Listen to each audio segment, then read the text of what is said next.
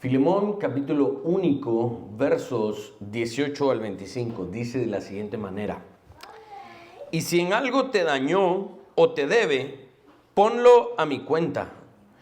Yo, Pablo, lo escribo de mi mano, yo lo pagaré. Por no decirte que aún tú mismo te me debes también. Sí, hermano, tenga yo algún provecho de ti en el Señor, conforta mi corazón en el Señor. Te he escrito confiando en tu obediencia, sabiendo que harás aún más de lo que te digo. Prepárame también alojamiento, porque espero que por vuestras oraciones os seré concedido. Te saludan Epafras, mi compañero de prisiones por Cristo Jesús, Marcos, Aristarco, Demas y Lucas, mis colaboradores.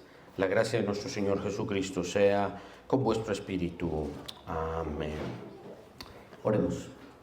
Padre Celestial, gracias por tu misericordia y tu bondad. Gracias por tu palabra que nos dejas escrita, a la cual podemos acceder libremente. En esta mañana, Jesucristo, te rogamos de tu misericordia, especialmente para mí como el expositor. Te pido que tengas misericordia de mí, que me ayudes a exponer y no separarme de lo que en su mensaje original y en sus aplicaciones responsables este texto puede tener. Todo esto te lo pedimos en el nombre de Cristo Jesús. Amén y amén. Muy bien. Así como Pablo le pide a Filemón que le ponga a su cuenta la deuda de este Onésimo, así Jesús pidió al Padre: Padre, que la deuda de todos estos sea puesta a mi cuenta. Cóbramelo a mí, Padre. Yo te lo pagaré. Y eso fue lo que Jesús hizo. Pablo aquí, pues, está haciendo de una u otra manera una imitación en una pequeña figura de lo que Jesucristo realmente hizo por todos nosotros. Jesús le dijo al Padre: yo pago. ¿Qué tal?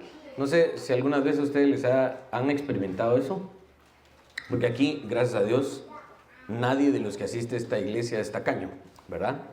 Todos los que vamos de repente, mira, juntémonos a tomar un café, juntémonos a comer, pues sí, que no sé qué, y piden y toda la cosa, y se pelean por la cuenta a pagar al final.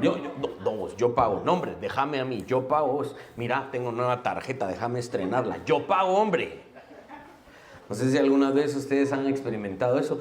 Una vez estábamos con mi hermano y con Dani Corado, estábamos ahí en un San Martín.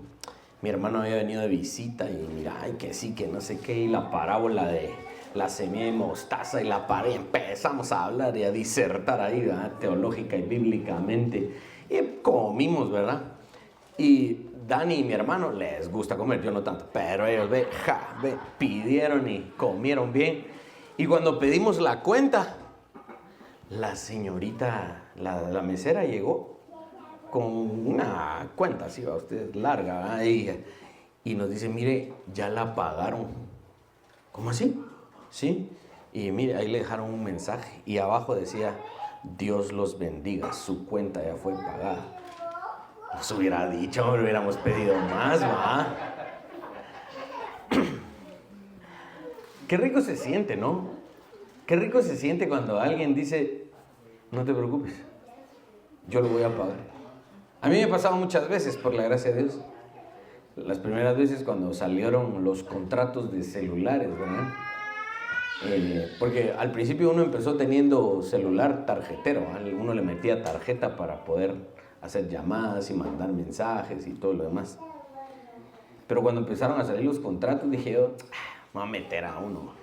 Cuando voy viendo lo que me cobraron a fin de mes, ustedes, por poco me voy de espaldas, porque era casi mi salario, ¿verdad? Y hubo alguien que me dijo: yo sabía que no ibas a saber manejar esto, no te preocupes, este mes lo voy a pagar yo, pero que no te vuelva a suceder. Olvídense, jamás nos volvió a suceder, ¿verdad? Porque en ese entonces todavía a uno le cobraban de acuerdo a lo que uno había gastado, ¿no? Y si uno hablaba y mandaba mensajes y todo, entonces le iba subiendo la cuenta. Y gracias a Dios hubo alguien que dijo: mira, este mes te lo voy a pagar yo, pero el próximo mes ya sos vos. Jamás me volvió a suceder. Pero qué maravilla se siente cuando alguien dice, yo voy a pagar. Y no tenés que pagar nada. Y sabiendo que nosotros deberíamos de haberlo pagado. Era de nuestro bolsillo, de nuestra billetera que debería haber salido ese pago. Pero no fue así, alguien más pagó. Si Filemón se debía a Pablo, por lo que Pablo había hecho en el pasado por Filemón, de una manera más elevada, nosotros nos debemos a Cristo, no solo como un ejemplo o una metáfora, ¿sí?, sino de manera real, mis hermanos. Si a alguien le debemos, si con alguien de verdad estamos en deuda, es con Cristo, ¿sí? Nos debemos completamente a Él porque Él nos hizo, nos perdonó, nos salvó. Esto pues claramente está de muchas formas articulado en la Escritura. Hay muchos versos y pasajes que podrían ayudarnos a entender esta figura con otro lenguaje, pero tal vez Pablo aquí lo está pues no solamente escribiendo, sino viviendo, ¿no? Pero veamos Colosenses capítulo 2, versos 13 y 14. Dice, y a vosotros, estando muertos en pecados y en la incircuncisión de vuestra carne, os dio vida juntamente con Él, perdonándoos. Esa es la palabra que hoy nos ayuda a entender esto. Perdonándoos todos los pecados. Ese es el perdón de esa deuda. Anulando el acta de los decretos que había contra nosotros, que nos era contraria, quitándola de en medio y clavándola en la cruz. Cuando hablamos del Evangelio, si ya se dieron cuenta, hablamos de muchos elementos, pero uno de estos importantes es la deuda que teníamos, que no podíamos pagar, y Él la pagó por nosotros. Vamos a pasar rápidamente a algunos puntos de la exposición porque necesitamos terminar esta carta. Pablo dice, si te dañó o te debe, ponlo a mi cuenta. Aquí Pablo está empleando un lenguaje que podría identificarse como un lenguaje formal en el antiguo imperio romano. Normalmente se utilizaba este lenguaje para el asunto de la resolución de las deudas y que una persona no lo pudiera tratar frente a frente por motivos de distancia, por motivos de que no podían verse en persona. En las cartas, vean que esto es importante, las cartas en este contexto, no solo me refiero a las cartas de Pablo, sino la carta que cualquier persona le podría hacer a otra, diciéndole, mira, no puedo llegar allá con vos, pero yo admito que te debo tanto y cuando yo llegue te lo voy a pagar, o tal persona te lo va a pagar, etc. Esas cartas, esos documentos eran documentos jurídicos vinculantes. Si el agraviado decía, mire, este me escribió hace 2 años con esta carta, me dijo que me iba a pagar y no me ha pagado usted, pero aquí está la prueba de que él... Entonces esa carta era como básicamente un documento jurídico. Pablo está adquiriendo aquí un compromiso bien importante para pagar. Esto es un lenguaje formal, ¿no? Y Pablo por eso escribe, yo Pablo lo escribo. Es como, yo lo estoy escribiendo de mi propio puño y letra. Y adquiría esta deuda, ¿no? Al ser por escrito, como digo, esta oferta sería vinculantemente, y en el caso improbable de que Filemón no aceptara esto, pues obviamente Pablo tenía que haber pagado lo que Filemón se robó o lo que Filemón había causado. Pero lo que sucede aquí es que Pablo agrega un elemento. Filemón, yo te voy a pagar, pero recuerda algo, tú te debes a mí. Entonces aquí hay una situación también que si no se toma con madurez puede ser muy incómoda, ¿ya? Porque así de primas a primeras, ¿verdad? Si solo leyéndolo como tal, sin darle una interpretación contextual, esto parecería en alguna medida un poco arrogante, un poco incómodo, ¿verdad? Un poco impositivo de Pablo, diciéndole, mira, si le quieres cobrar a aquel, cóbramelo a mí, pero recuérdate, tú te debes a mí. Si no entendemos el contexto, eso suena un tanto duro, así que lo vamos a desarrollar un poco. Filemón se debe a Pablo con un gran favor, el favor de la conversión, que obviamente es gracias al Espíritu Santo, ¿no? Y es la obra de Cristo. Pablo en ninguna manera, no nos confundamos, Pablo en ninguna manera está tomando crédito por la salvación de Filemón. Pero podemos interpretar en el contexto que Pablo ha hecho mucho por Filemón en el pasado. Y Pablo está apelando a ese sentimiento no solo de cariño, sino de verdadera hermandad, tal como lo tratamos en la prédica pasada, verdadero compañerismo en Cristo, para decir nos debemos los unos a los otros y por lo tanto nos perdonamos. Si alguien pedía un favor para otra persona, hacerle favor a este, porque si le estás haciendo ese favor es como me lo estuvieses haciendo a mí. Esta era una práctica importante también en el primer siglo y es algo que Pablo está aplicando. De alguna forma, aquí podemos ver, no sé si se han dado cuenta, si ustedes revisaran todas las prédicas sobre la carta a Filemón, dense cuenta todas las referencias que yo he hecho a otras partes de la Biblia, porque Pablo deja aquí como unas pistas sutiles. Y finalmente esta es la dinámica de la Biblia. La Biblia en cierta parte se compone de otras partes de la Biblia, porque se interpreta a ella misma y se hace alusión a ella misma, se hace referencia a ella misma. Y aquí parece que Pablo está haciendo referencia, por ejemplo, a la parábola del buen samaritano, ¿sí?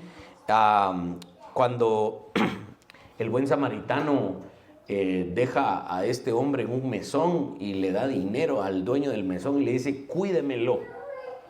Y cuando yo regrese, yo le pagaré. ¿Sí? Pablo está haciendo esta referencia aquí sutilmente a la parábola del buen samaritano, en este hombre que se dispone a pagar por aquel hombre mal herido. Por si alguno no recuerda esta parábola, esto lo aprendí de un erudito del Antiguo Testamento que se llama Chad Bird. Él es luterano y él dice, cada vez que la Biblia cita a la Biblia o cada vez que un autor de la Biblia, un escritor de la Biblia cita otra parte de la Biblia, ese autor espera que tú recuerdes esa referencia y esa referencia en su contexto. No es solo una frasecita que le agrega algo bonito a lo que el escritor del Nuevo Testamento está haciendo. Cuando un escritor del Nuevo Testamento cita otra parte de la Biblia, espera que los lectores no solamente tomemos esa referencia y la apliquemos al contexto de lo que está hablando este escritor, sino que espera que nosotros entendamos el contexto original de esa declaración, porque le da más riqueza a lo que él está escribiendo. Por si alguien no recuerda la parábola del buen samaritano, recuerden que Jesús la da en Lucas capítulo 10 y el contexto es de un hombre que quiere justificarse a sí mismo, un fariseo, un líder judío, que él se quiere ganar la vida eterna por sí mismo. Y en una forma, en un tono un tanto arrogante le pregunta a Jesús, si yo tengo que amar a Dios con todas mis fuerzas, si tengo que amar a mi prójimo como a mí mismo, amar a Dios yo sé qué es eso, decía el fariseo. Pero ¿quién es mi prójimo? A ver, decime Jesús, ¿quién es mi prójimo? Y Jesús responde con esta maravillosa parábola del buen samaritano. La parábola dice que, como ustedes recordarán, un hombre que iba en un camino fue asaltado y maltratado por los ladrones. Pasó un sacerdote y un levita, judíos. Se entiende por la parábola que el que fue asaltado y maltratado fue un judío. El sacerdote y el levita también son judíos y se hicieron los locos y pasaron a la par y no ayudaron al hombre que habían asaltado y habían dejado ahí malherido. Pero pasó un samaritano. El contexto de esto es importante porque es lo que Pablo está haciendo en este punto. El samaritano fue movido a misericordia, dice Jesús, y lo ayudó, curando sus heridas y llevándolo a un mesón donde lo atendieran. Leamos Lucas 10, verso 35. Otro día al partir sacó 2 denarios y los dio al mesonero y le dijo, cuídamele y todo lo que gastes de más, yo te lo pagaré cuando regrese. Nunca se habría esperado de un samaritano que ayudara a un judío. Pero los otros judíos mencionados acá, el sacerdote y el levita que pasaron de largo, debieron haber cuidado de ese hombre y debieron haberlo ayudado, y no lo hicieron. Era una época en donde la hermandad se definía por la sangre, por la raza. Si es judío, le ayudo. Si es samaritano, Dios me libre. Algunos fariseos incluso decían, los samaritanos, esos perros no merecen entrar acá. Este era un problema entre judíos y samaritanos, y el problema era racial. Había un racismo tremendo y se odiaban profundamente. El odio entre ambos grupos se manifestó incluso muchas veces en asuntos de violencia. Hubo incidentes en los que, por ejemplo, los samaritanos profanaron el templo de Jerusalén. Entre la multitud se escondieron y llevaban huesos de animales y personas muertas y los fueron a tirar a donde estaba el santuario, el lugar santísimo, el lugar santo, y profanaron el templo de Jerusalén porque odiaban a los judíos. Los judíos en respuesta se levantaron y fueron a destruir el templo que ellos habían levantado en el monte Gerizim. Por eso se recuerdan aquella discusión entre Jesús y la mujer samaritana, cuando la mujer samaritana dice, es que ustedes los judíos dicen que debemos adorar allá y nosotros acá, porque este era un gran problema de dónde se originaba el tema de la adoración. Y me puse a investigar y me fui por otros lados que no les quiero decir, pero porque de verdad hay mucha información aquí interesante. Todo el dilema entre Nehemías y aquellos que querían reconstruir el templo con ellos, y Nehemías dijo no, Esdras dijo no, ustedes no pertenecen. Ahí nace toda esta disputa entre ellos. Las tensiones cotidianas de la vida entre los samaritanos y los judíos llegaban a ejecutarse homicidios, asesinatos. No se podían ver en la calle porque se asesinaban. El viaje por la tierra de Judea a Galilea a menudo requería pasar por ese lugar de Samaria, lo que era un riesgo conocido. Los historiadores registran que habían ocasiones en que las turbas samaritanas emboscaban y atacaban a los peregrinos judíos que viajaban hacia las fiestas de Jerusalén y mataban a varios de ellos a sangre fría. La violencia no era un simple desacuerdo, sino que implicaba el desprecio total de los samaritanos hacia los judíos y de los judíos a los samaritanos. Por lo tanto, la profanación de los lugares de adoración y los asesinatos eran la manifestación de este odio. Esto hace que cuando Jesús diga un samaritano ayudó a aquel hombre, era escandaloso. ¿Cómo se atreve este Jesús a decir que un samaritano nos ayuda a nosotros? Pero no le pudieron responder, porque este es el punto de Jesús. A tus enemigos también estás llamado a hacerles el bien. Esto es lo que hace que Jesús en su enseñanza fuese tan magistral, ¿no? Porque habla acerca de incluso arriesgar la propia vida para ayudar a un contrario. Esta es una declaración radical y poderosa. Ahora, si no recordaban un poco tal vez la parábola, tal vez sí recordaban la parábola, pero tal vez no tanto el contexto, esto nos ayuda a enriquecer la temática de Filemón, porque es lo que Pablo está haciendo. En alguna medida, Pablo está haciendo referencia a Filemón, que en este caso Onésimo era un contrario, un enemigo, ¿no? Y a este hay que ayudar. Y Pablo está haciendo esta labor diciendo, aunque pareciera que es un enemigo, yo estoy dispuesto a pagar por su deuda. ¿Sí?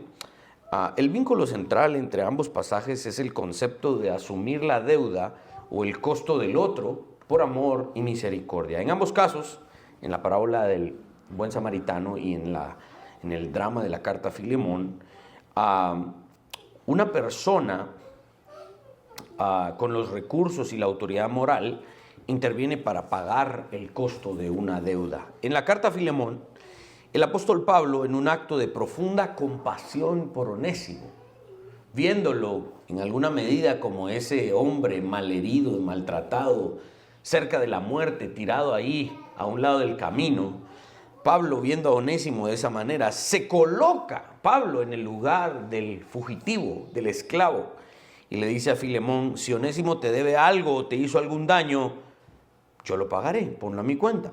Pablo actuando como un intercesor, pero aquí quiero darle énfasis a esta palabra, porque de nuevo vemos una figura bíblica aquí en lo que Pablo está haciendo. Pablo está actuando como un fiador, un garante. De nuevo, este es un elemento bíblico fundamental, porque eso es lo que Jesús es para nosotros, un fiador, ¿sí? Y Pablo está siendo el fiador, dispuesto a pagar la deuda de un, entre comillas, hijo en la fe. En la parábola del samaritano, este hombre, el samaritano, toma la responsabilidad económica y personal por el bienestar de un extraño que en ese contexto cultural era un enemigo. En ambos escenarios, tanto en la parábola del buen samaritano como en el drama de la carta a Filemón, el intercesor no solamente ofrece su ayuda, sino que asume el papel de fiador, de sustituto. Un principio que resuena fuertemente en nuestros oídos al leer toda la Escritura, Jesús siendo nuestro sustituto, nuestro fiador y dispuesto a tomar sobre sí nuestra deuda. El gran puritano inglés John Owen nos dice que Dios no habría desechado el antiguo pacto si el nuevo no fuese mucho más maravilloso. Eso es lo que dice Owen. Es maravilloso, dice, porque tiene un garante y un fiador. En el antiguo pacto, ¿cuál era el garante? Un animalito que estaba ahí tendido en el altar, muerto, con su sangre derramada y, disculpen el lenguaje, sus tripas por todos lados y esa imagen tan cruda, ¿no? Ese era el garante, ese era el fiador. Y una vez llegaba al altar, ¿qué podía hacer ese fiador? Nada. Por eso había que repetirlo y repetirlo y repetirlo. Porque esa era la mejor garantía que podían tener en el antiguo pacto de perdón y de reconciliación con Dios. Por eso era necesario que el antiguo pacto llegara a su final y amaneciera el nuevo pacto con un mejor fiador, que no solamente fue a ese altar cruz a morir por nosotros, sino que se levantó de la muerte y hoy está vivo con toda autoridad y poder, diciendo delante del Padre: yo lo sé, hombre, sé, William, otra vez, Padre, tranquilo, cóbramelo a mí. Es por eso que este nuevo pacto es más maravilloso, porque nuestro fiador, nuestro garante está vivo, asumiendo nuestras deudas. Y me falta el énfasis y las palabras para explicar lo grave y lo grande de nuestra deuda. Lo grave y lo grande de nuestra deuda. Se estima que hicieron una especie de estudio allá por los años 80 cuando Ronald Reagan asumió como presidente en Estados Unidos, y la deuda externa de los Estados Unidos en aquel tiempo, en los 80, no era tan grande como lo es hoy, ¿no? En ese entonces se hablaba de billones de dólares de deuda externa de los Estados Unidos. Hoy se habla de no sé cuántos trillones, ¿no? Es absurdo. Pero en aquel tiempo Ronald Reagan hizo una especie de referencia a esto y dice: si pusiéramos, dice, dólar sobre dólar para calcular, dice, la deuda externa de los Estados Unidos allá en los 80s, antes decíamos hace 30 años, ahorita ya que tenemos que decir hace 40 años, hace 40 años, si pusiéramos dólar sobre dólar para calcular la deuda externa de los Estados Unidos allá en la década de los 80, se estima que esa pila de dólares que se iban apilando iba a ser tan alta para llegar a la luna. Ahora, ¿se imaginan eso? O sea, no nos imaginamos la magnitud de esa deuda externa. Ahora, imaginen la deuda de nuestros pecados. No nos imaginamos. A veces damos por sentado que sí, hombre, yo peco y el Señor me perdona. Pero no nos damos abasto en nuestra imaginación para de verdad asumir la deuda de los pecados de alguien. En algún punto aquí es donde no me gustan las analogías porque se quiebran en algún punto. Y qué bonito el ejemplo, ¿verdad? De todo lo que nos comimos en San Martín y alguien lo pagó. Qué bonito, pues, pero ese es un pequeño ejemplo a la realidad. No hay forma de pagar. No hay forma de pagar lo que yo hice. Yo no hubiera podido pagarlo. Entonces necesitaba un fiador. Necesitaba a alguien que le diera garantía a mi acreedor. Y el acreedor reconoció a mi fiador porque lo vio su capacidad de poder pagar lo que yo jamás hubiese podido pagar. Entonces Pablo aquí está imitando un poco esto, y John Owen nos está llamando a la reflexión diciéndonos: admiren lo maravilloso que es el nuevo pacto, porque el nuevo pacto tiene un fiador maravilloso que es capaz de verdad de pagar esa deuda que ustedes ni se imaginan qué tan grande es. Nos transforma este nuevo pacto, dice John Owen, en siervos que obedecen a Cristo con alegría y disposición en todo. Cristo, nuestro garante y fiador, obra en nuestros corazones y eliminará ese pecado y toda su deuda. Llegará un día en donde podremos decir: ya no debemos nada porque el pecado no tiene nada en nosotros. Sigamos avanzando. Filemón, entonces, se debe a Pablo. Esto es lo que Pablo dice. Calvino sugiere que esta declaración en algún punto podría rayar en lo ridículo, dice Juan Calvino, ya que Pablo, encarcelado, en una situación precaria, sin respuesta de cuándo lo iban a juzgar y sacar de la cárcel, un Pablo que vivía, cuando estaba fuera de la cárcel, pues con sus manos trabajaba y vivía de hacer tiendas, pero en la cárcel vivía de lo que las iglesias podían ayudarle y bendecirle. Este hombre, con básicamente 0 medios económicos, sugiere Calvino, era ridículo en algún punto decirle a Filemón: yo pagaré todo lo que hizo Onésimo, porque Pablo vivía en austeridad, y es fácil ver que con esta forma de expresión Pablo ruegue de verdad misericordia a Filemón para Onésimo, en alguna medida lo ponga a su cuenta. En esencia, Pablo le está diciendo a Filemón: si Onésimo te debe, entonces tú también me debes. Por eso les digo que hay que analizar el contexto. Ojo, Pablo no está cobrando. Pero si a Filemón se le ocurre que debe cobrar, como humanamente hablando hubiese sido justo cobrarle a Onésimo, Pablo dice entonces: si Onésimo te debe, tú también entonces me debes. Pablo sigue operando sobre la base del Evangelio, enseñando a Filemón que Cristo no está, no sé cómo, ese meme que aparece en redes sociales, Cristo no está pidiendo: me debes, me debes, me debes. Jesús no está así todos los días con nosotros. Eso es lo que Pablo le está diciendo a Filemón: Filemón, perdona a Onésimo, porque Jesús no está todos los días pidiéndote que le pagues lo que él hizo por ti.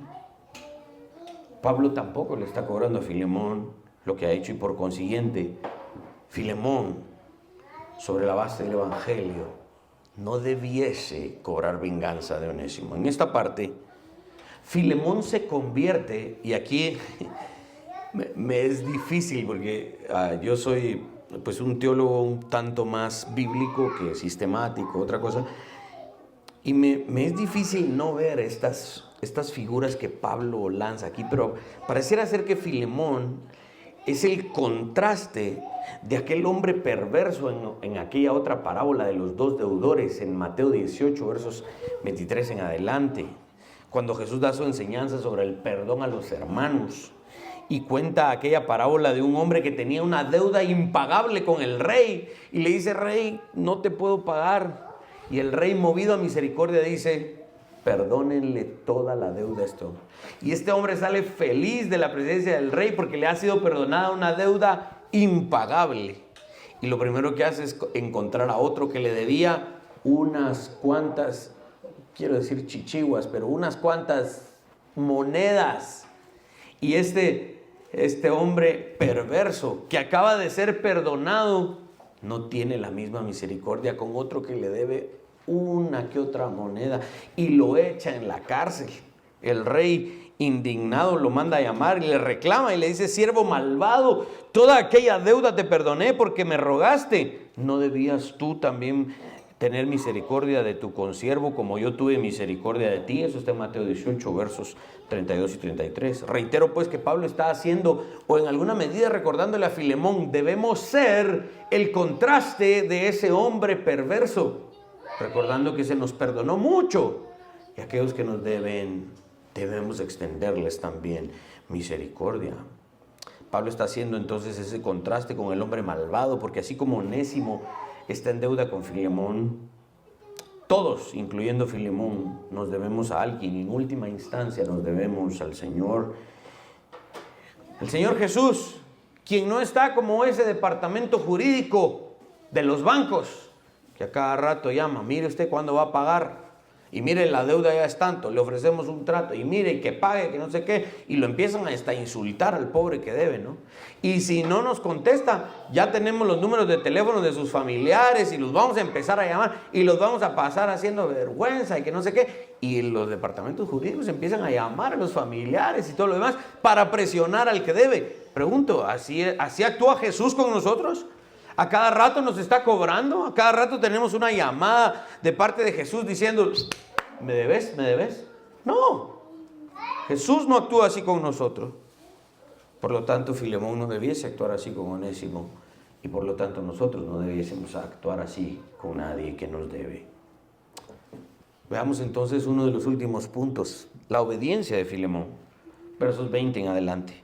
Acá nos acercamos al final de la carta y hay frases importantes que debemos observar. Veamos el verso 20. Tenga yo algún provecho de ti en el Señor, conforta mi corazón, le dice Pablo a Onésimo. Y también el verso 21. Te he escrito confiando en tu obediencia, sabiendo que harás aún más de lo que te digo. ¿Qué está pidiendo Pablo? Que tenga Filemón la misma hospitalidad y bondad que le ha extendido a los hermanos que se reúnen en su casa todos los domingos. Y esto ya lo había dicho Pablo en el verso 7 de la carta a Filemón.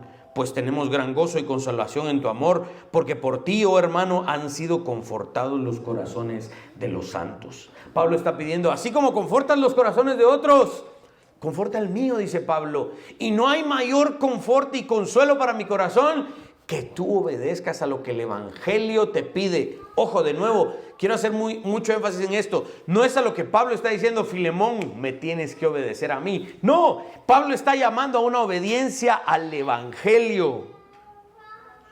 No hay mayor consuelo para el corazón de un maestro, de un pastor, de un líder espiritual, que aquellos que están bajo su cargo obedezcan al Evangelio. Yo les compartí el ejemplo, ¿no? ¿Cómo creen que yo me sentí cuando empecé a anunciar que había que juntar fondos para las misiones? Y mi propio hijo, sin que yo le dijera, llega a mi oficina y me dice: papá, aquí está mi alcancía para las misiones. ¿Cómo creen que yo me sentí? ¿Sí? Le di un empujón, lo saqué de mi oficina, cerré la puerta y me hinqué a llorar. Así, no lo empujé, pero me emocioné, porque no hay mayor consuelo para alguien que está en una posición de autoridad a que aquellos que están debajo de él obedezcan al Evangelio.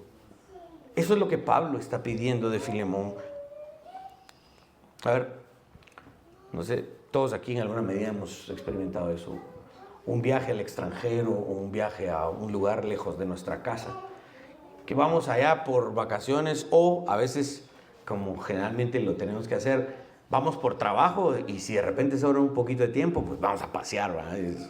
Para eso nos alcanza. Y entonces estamos viendo cómo ahorrarnos, y en esa ciudad, en ese lugar donde vamos a ir, hay un familiar o un amigo o un hermano o algo, inmediatamente le llamamos y le decimos, mira vos, fíjate que voy a andar por allá. Vos no me echas la mano, no me puedo quedar allá en tu casa. Y entonces esa persona generalmente nos responde, pues claro, ¿no? Con mucho gusto te voy a dar dónde quedarte, ¿va? Y si es una persona que de verdad de mucha confianza y está contenta de que nosotros vayamos a llegar, pues no nos da un espacio ahí en la casita del Chucho allá afuera para dormir con el perro, pues no, nos da... Pues yo he experimentado de esto, ¿no? Que sacan a sus hijos del cuarto, mira, te vamos a dar aquí y los niños se van a dormir por allá, o se organiza de tal manera que nos dan dónde quedarnos, ¿verdad? Y no solamente eso, nos dan de comer, ¿verdad? Yo con mi familia nosotros fuimos, por la gracia de Dios, bastante hospedadores, ayudando a los que podíamos. Y hubo un joven de México que vino a estudiar aquí al seminario y fue compañero mío. De hecho, eran dos jóvenes de México y empezamos a estudiar en el seminario, llevábamos las mismas clases y de repente uno de los dos se tuvo que regresar y dijo, miren, fíjense que me tengo que regresar porque la iglesia que me mandó ya no me puede apoyar, entonces ya no tengo para pagar aquí. Y entre los dos jóvenes mexicanos estaban pagando un apartamento, ni era apartamento, era un cuarto, ¿va? Y entre los dos ahí estaban viviendo mientras duraba el tiempo de estudio y uno de ellos se tuvo que regresar. Y entonces el otro me dijo, mira, yo también me voy a regresar porque yo solito no puedo pagar eso, más hay que pagarlo del seminario y no puedo. Entonces yo le dije, mira, ahí en mi casa yo tengo espacio para uno. Aquel se va a regresar porque no tiene de otra, pero si tu iglesia todavía te apoya, te ofrezco ahí donde puedas vivir ahí en mi casa, ¿verdad? Y donde yo trabajaba, de repente renunció el maestro de matemática y yo le dije a los directores, mira, fíjate que ahí en mi casa hay un mexicano y el cuate es ingeniero electrónico, el cuate sabe de matemática, necesita maestro, tráelo, me dijo, aquí le pagamos más de algo. Entonces le dije, mira vos, te hospedo en mi casa, no nos tienes que pagar nada y te conseguí un trabajo, ¿estás interesado? Claro que sí, ¿va? Y el cuate terminó sus estudios aquí, bien agradecido y todo lo demás, ¿no? Un día íbamos con Eddie para Estados Unidos y con tal de ahorrarnos los boletos, pagamos de esos boletos que son bastante baratos, ¿verdad? Y que uno va así apretujado hasta atrás, ¿verdad? Y en un pedacito, ¿verdad? Esta línea Spirit, ¿verdad? Que son baratos, pero uno va ahí todo apretado, ¿verdad? Y Eddie iba bien, pero como iba a la par mía, iba apretado, ¿verdad?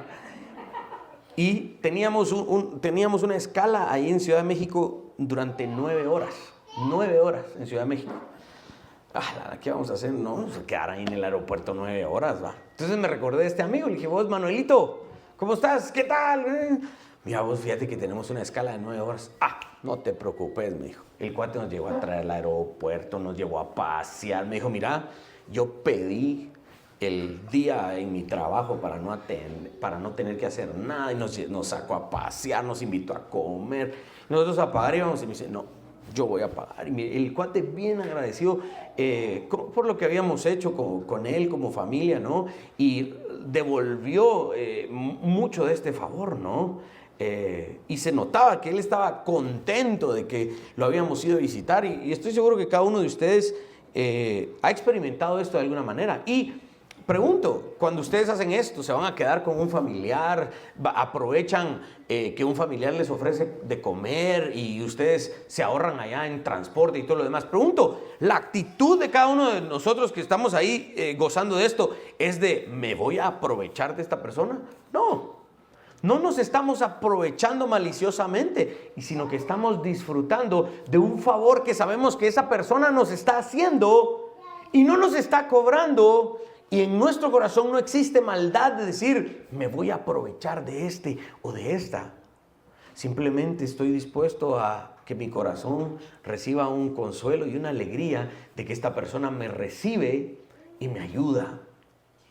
Y lo mismo, obviamente, nosotros tenemos que hacer así, tenemos que hacer con otros. Más los que somos de la fe, dice el Nuevo Testamento, debiésemos practicar la hospitalidad con más énfasis para aquellos que son hermanos en la fe. Qué maravilloso es aquel testimonio que traemos de vuelta, ¿verdad? Que traemos fotos y videos y aquellos no tenían que trabajar, pues sí, pero pidieron permiso para poder andarnos carroceando y llevando y traemos fotos y todo. ¿Por qué? Porque estaban contentos de hacerlo y nosotros estábamos muy contentos de recibirlo, ¿no? Pablo jamás buscó aprovecharse de Filemón. A lo largo de la carta hemos visto que Pablo tiene en mente glorificar a Cristo en primer lugar. En segundo lugar, beneficiar a Onésimo. ¿Sí? Pero si en un remoto y extraño caso Filemón dijese, este Pablo ya está pidiendo mucho, Pablo apela entonces a su posición como íntimo amigo de Filemón, pidiendo y diciéndole, mira, si en algún caso esto te pareciera mucho para Filemón, pensá que lo estás haciendo para mí. ¿Me tratarías así? No. Filemón no iba a tratar mal a Pablo. Por lo tanto, no iba a tratar mal a Onésimo. En todo caso, el lenguaje realmente de Pablo es un tanto exagerado para enfatizar un sentido, la certeza de que el verdadero creyente, Filemón, hará más de lo que Pablo pide. Han habido momentos cuando andábamos como músicos en ese sueño juvenil, utópico, ¿verdad?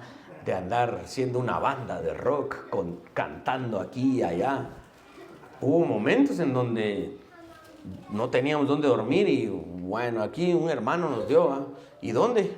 Ahí. Y de verdad, en el suelo, ¿verdad? Y a dormir ahí. Y hubo momentos en donde no nos sentimos bienvenidos. Pero por la gracia de Dios, hay momentos en donde nos sentimos más que bienvenidos.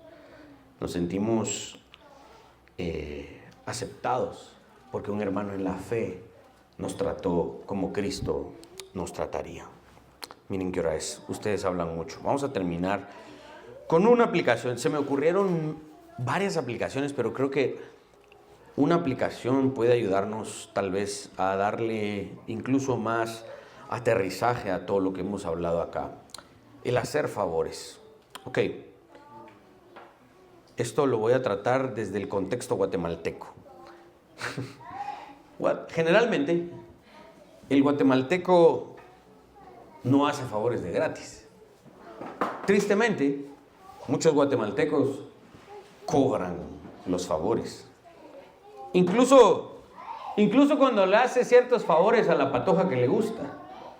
No la saca a comer y no la lleva y no la invita a salir de gratis. No se ofrece irla a traer a su casa en este endemoniado tráfico de la ciudad, estar dispuesto a gastar gasolina y tiempo, desinteresadamente. No, el guatemalteco quiere algo. Incluso con la patoja, ¿verdad?, que supuestamente le está haciendo el favor, no es de gratis. Tristemente, el guatemalteco muchas veces está pensando en que este favor, qué bueno que lo estoy haciendo porque más adelante lo puedo cobrar. Yo pregunto, ¿es esa la verdadera forma de hacer favores? No. De hecho, tristemente, es el secreto de la política guatemalteca. La gente que está en el poder hoy está ahí porque supo a quién hacerle favores. Y llegó el momento en el que los cobró para estar donde está. Este es un secreto a voces, todos lo sabemos. Es tan mala onda el guatemalteco muchas veces que para hacer favores muchos prefieren ir con los cuates y no con la familia. Y aquí tristemente hay que hacer la aclaración también de que muchos hacen esto, prefieren ir con los cuates a que les hagan favor porque la familia ya los conoce y no les quiere hacer favor. No se han ganado el favor de su propia familia, tristemente, ¿no? Pero esto es harina de otro costal. El punto es que sería demasiado extraño que una persona haga un favor inmenso a otra persona que ni siquiera conoce. Esto sería totalmente extraño. Pero si algo podemos aplicar de este asunto que estudiamos, es que los favores que se hacen a la familia de la fe nunca son una oportunidad para nuestro futuro. Cada vez que yo le hago un favor a una persona de la fe, tengo que tener el cuidado de no estar pensando en que allá adelante lo puedo cobrar. Porque en ese momento, en ese instante, ya no es un favor. Es un interés. Es un vil interés.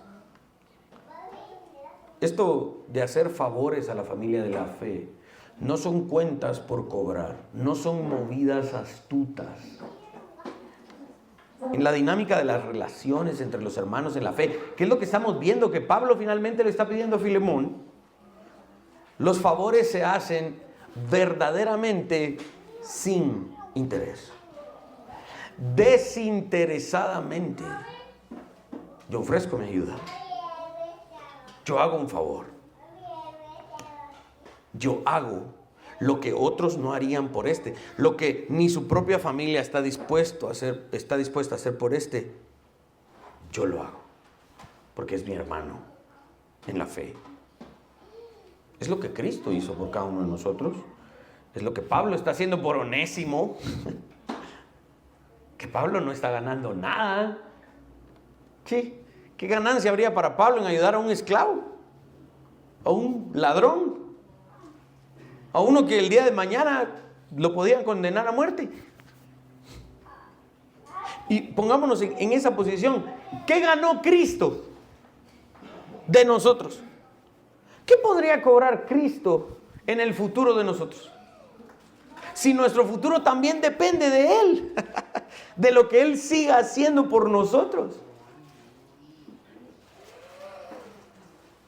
Hay muchas personas que tienen un muy buen ojo para ver en el futuro y yo creo que es fantástico, por ejemplo, cuando alguien dice, miren, contratemos ese patojo. No, hombre, mire, pues no trae referencias, no ha trabajado, no ha hecho, pero contratémoslo. Se van a dar cuenta, el tiempo nos va a dar la razón. El contratar a este nos va a hacer, si lo formamos y le damos la oportunidad, ¿no? Y sucedió que el patojo, ¿verdad? Que sus notas venían así como, más o menos medio, se graduó para el ministerio. En el colegio ni siquiera le querían dar acto de graduación, pero el ministerio lo graduó. Contrátenlo pues. Y sucedió que el patojo, 5, 10 años después, 15 años después, mire usted, qué bueno que lo contrataron. Porque ahora mire, se lo quieren llevar. Páguele más para que no se lo lleven, ¿verdad? Porque qué bueno que resultó. Y hay gente que sí le hizo el favor, pero en alguna medida también hubo un retorno. Es lo que Pablo está diciendo. Debe de haber, no porque yo lo exijo, sino porque tú mismo, de ti nace devolver lo mucho que se ha hecho por ti. Y espero que en alguna medida todos tengamos esa mentalidad, los creyentes, que cuando alguien nos hizo un favor, de nosotros nace devolver un favor. No porque nos lo estén cobrando, sino porque la persona que nos hizo un favor se merece que nosotros devolvamos esta actitud. Pero de verdad, nosotros no teníamos ningún atractivo. En Jesús nunca pudo haber esta mentalidad de le voy a hacer este favor a William porque este William después me puede ayudar. Yo pregunto, ¿yo le puedo ayudar a Cristo? No, no. En mí no había un atractivo para que Jesús se interesara en hacer un favor por mí. Pero de todas formas lo hizo. Por el otro lado, siempre en la familia de la fe, el beneficiario de un favor, aquel que necesita un favor, nunca lo busca para aprovecharse. En la familia de la fe, los que buscan favores lo hacen por verdadera necesidad y porque ya no tienen a nadie más que acudir. Mire, de verdad yo ya hice esto, ya hice lo otro, y con mis propias fuerzas yo ya hice todo lo que pude, pero acudo a usted para que me haga un favor porque de verdad lo necesito. De verdad ya no tengo alternativa. Un creyente que necesita un favor lo hace. Busca ese favor de esa manera. Y siempre que un creyente busca un favor, ojo con eso, porque en los 2 puntos de la aplicación hemos estado, y si no, algún día lo estaremos. Cuando yo necesito un favor, voy y lo pido. pero ya en mi mente está que en un futuro no muy lejano, ojalá yo me encuentre del otro lado siendo capaz de hacerle favor a otro. Un verdadero cristiano, si necesita un favor, ya lleva en la mente y en el corazón el deseo de convertirse en aquel que después puede hacer favores desinteresadamente. Leamos algunos textos que nos pueden ayudar. Hechos capítulo 20, verso 35. En todo os he enseñado que trabajando así se debe ayudar a los necesitados y recordar las palabras del Señor Jesús, que dijo: más bienaventurado es dar que recibir.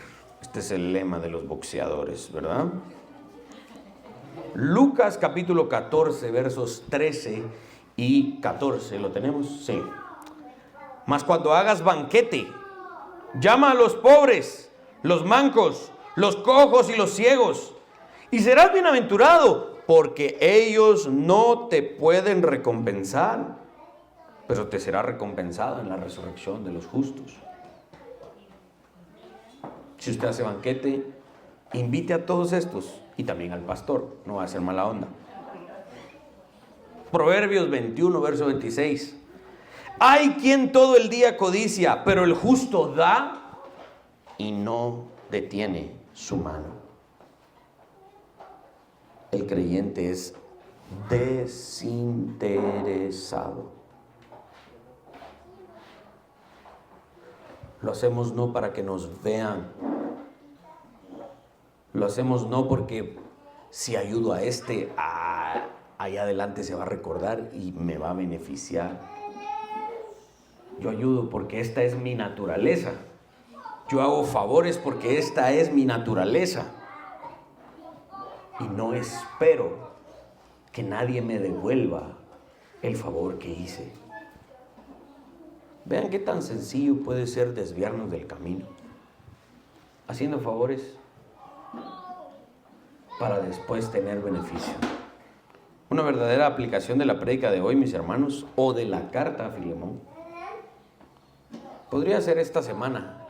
Qué bonito sería que todos nos pusiéramos esta semana este reto, esta meta. Estoy seguro que cada uno de nosotros conoce a alguien que necesita de nuestra ayuda, de un favor.